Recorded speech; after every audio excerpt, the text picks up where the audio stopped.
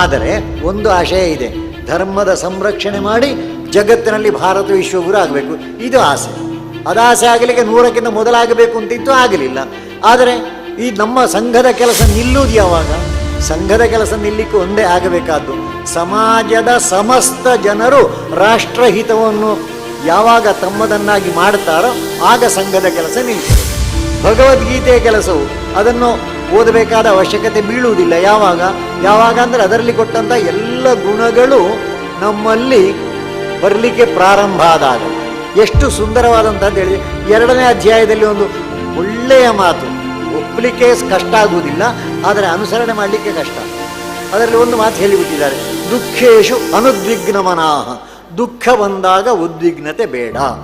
ಹೇಳಲಿಕ್ಕೆ ಸುಲಭ, ಆದರೆ ಆಚರಣೆಗೆ ಕಷ್ಟ. ಅದರ ಜೊತೆಗೆ ಇನ್ನೊಂದು ಹೇಳಿದ್ದಾರೆ, ಸುಖೇಶು ವಿಗತ ಸ್ಪೃಹ.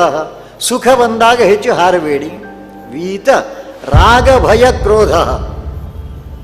ಹೆಚ್ಚು ಮೋಹ ಇರಬಾರ್ದು, ಹೆದರಿಕೆ ಇರಬಾರ್ದು, ಸಿಟ್ಟಂತೂ ಇರಬಾರ್ದು. ಇದು 3 ಬಿಟ್ಟರೆ ನೀನು ಬಹಳ ಎತ್ತರಕ್ಕೆ ಹೋಗ್ತಿ.